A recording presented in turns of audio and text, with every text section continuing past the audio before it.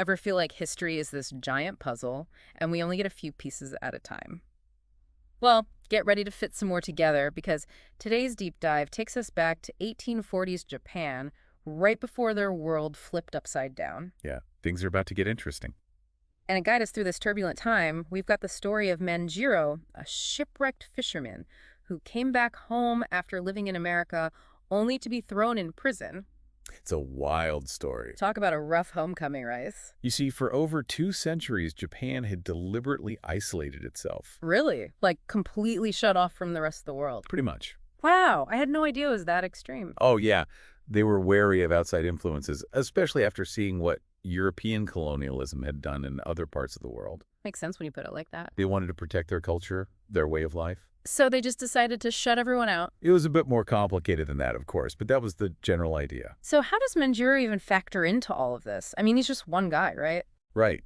But his story perfectly encapsulates the anxieties of the time. So here's Manjiro back in Nagasaki. Now, Nagasaki wasn't just any port city. Ah. What was so special about it? It was one of the few places allowed to have any contact with the outside world, strictly controlled, of course. Ah, so like a tightly guarded gateway? Exactly. You'd think seeing someone who'd survived shipwreck and lived to tell the tale would be a big deal, right? You think so, but instead of a hero's welcome, he's met with suspicion. No way. Seriously, after all that. Seriously, imagine this. Years at sea, presumed dead, finally returns home, only to land straight back behind bars. Oh my gosh, that's insane. It really illustrates the depth of their fear toward anything or anyone deemed foreign. Talk about a culture shock. Absolutely. And it gets even weirder. Yeah. They make him go through this ritual called the Fumi. Right, the Fumi. What was that all about? What is that? This wasn't just some bureaucratic formality. Yeah. They literally made people step on an image of the Virgin Mary and Child. Whoa, hold on. You're telling me they made him step on a religious icon? A test of faith. You see, Christianity was seen as subversive, a threat to the social order. Okay, but this is after he's lived in America. He knows firsthand that folks over there aren't some homogenous, scary mass. Did he try to explain? Well, he did try to reassure them. So what happened? Did they listen? But imagine trying to change deeply ingrained beliefs shaped by centuries of isolation and propaganda. That's not an easy task. Not at all.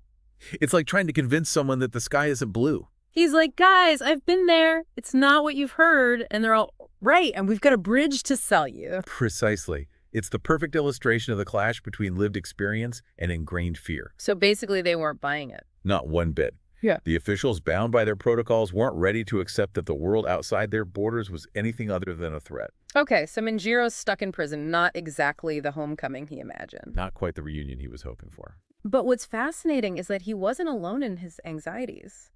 Even within the confines of prison walls, whispers of a much larger storm brewing outside were starting to seep in. Oh, absolutely. Those whispers, while seemingly just gossip, actually hold the key to understanding the immense pressure Japan was under at the time. Like what kind of pressure? These weren't just rumors about bad prison food. They were fragments of information whispers about China's struggles with the West, about the potentially weakening grip of the shogun, their supreme military leader.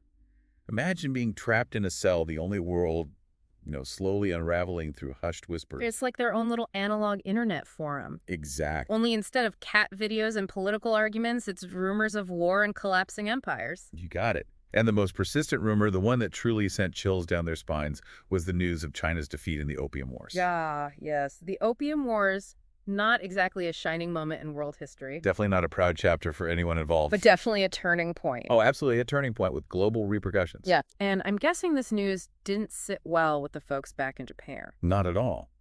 You see, for Japan, seeing China brought to its knees by the West, well, that wasn't just some far-off conflict. This was serious business. This was their most powerful neighbor, a country they'd always considered superior in many ways, suddenly falling prey to these foreign forces. So it's like, if it can happen to them, what about us? That whole unstoppable force, immovable object problem, but with cannons and trade agreements. Precisely. And remember, this was a time when information was tightly controlled in Japan. No Twitter, no TikTok, no way to fact-check anything. Exactly. The only news came through official channels or these whispered rumors. Talk about an information vacuum. So you can imagine the level of anxiety, the sense that their whole world was built on a foundation that was suddenly looking very shaky. So back to Manjiro. He's stuck in this echo chamber of fear and uncertainty. It's a recipe for paranoia. But unlike the others, he's actually seen the other side of the coin. And that's what makes his perspective so valuable. So what does he do? Does he try to tell everyone, hey, chill out. I've met these Americans. They're not all bad. Well, that's where things get really interesting. And that's what we'll be diving into next time. Ugh, cliffhanger. You're killing me. Yeah. But all right, fine. I guess I can wait. Because trust me, Manjiro's story is about to take some unexpected turns. Oh, I bet it does. All right, everyone, until next time, keep those history books open and those thinking caps on. And we'll be back to unravel more of this fascinating tale. For Japan, seeing China brought to its knees by the West, well, that wasn't just some far-off conflict. Exactly. This was their most powerful neighbor. Right. A country they'd always considered superior in many ways, suddenly falling prey to these foreign forces. So it's like, if it can happen to them, what about us? That whole unstoppable force, immovable object problem, but with cannons and trade agreements? Precisely. And remember, this was a time when information was tightly controlled in Japan. So they're getting all these terrifying rumors, but no way to really know what's going on? Exactly. The only news came through official channels or these whispered rumors, so you can imagine the level of anxiety, the sense that their whole world was built on a foundation that was suddenly looking very shaky. Yeah, I can only imagine. It's like the rug's about to be pulled out from under them. So back to Manjiro. He's stuck in this echo chamber of fear and uncertainty. He's right there in the thick of it. But unlike the others, he's actually seen the other side of the coin.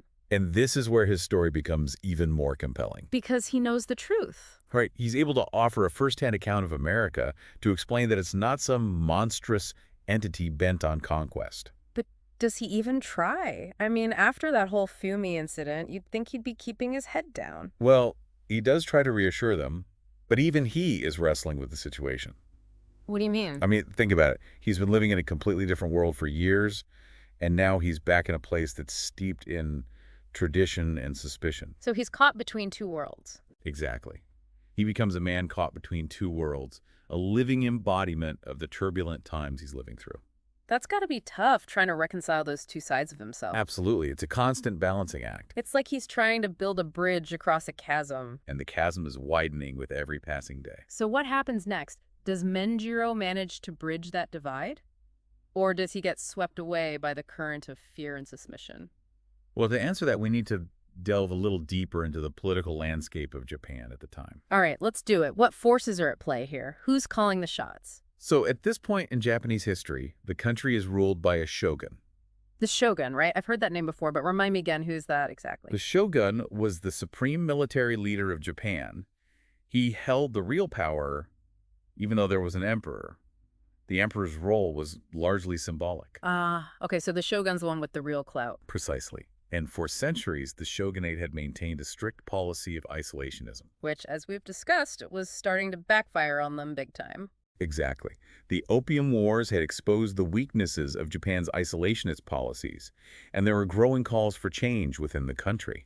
So there's this internal pressure building up, like a volcano about to erupt. A very apt analogy, because lurking beneath the surface of Japanese society were powerful forces that were about to shake the foundations of the nation. Oh, okay, now you're really making me nervous. What kind of forces are we talking about here? We're talking about ambitious samurai clans who'd been sidelined for centuries. The samurai.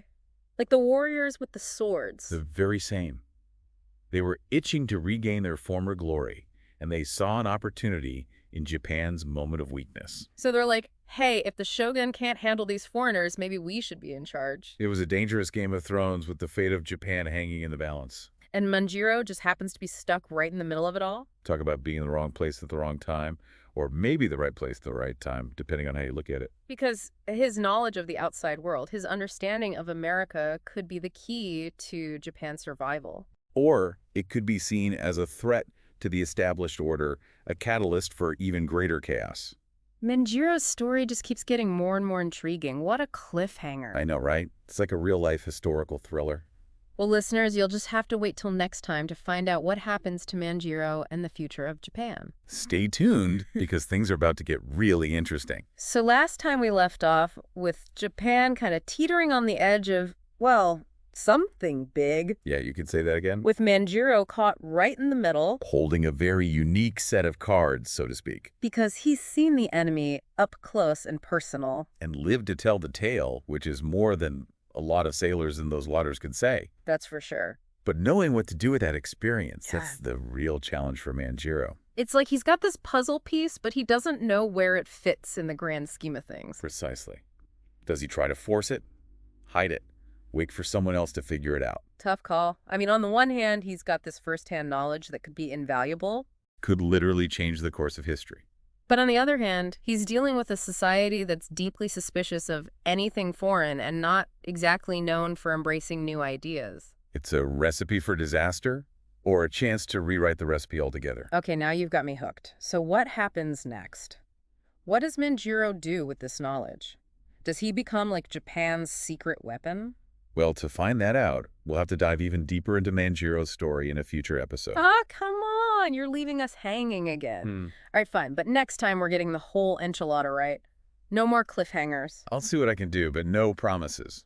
History has a way of being full of surprises. That's for sure.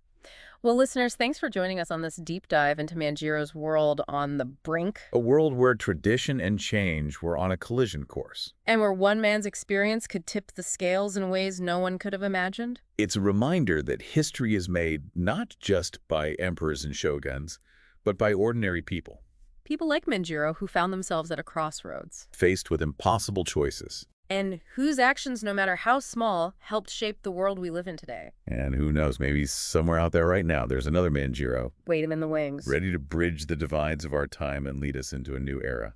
It's a thought-provoking idea, for sure. Until next time, keep exploring, keep questioning, and keep embracing the adventure of learning. That's the spirit.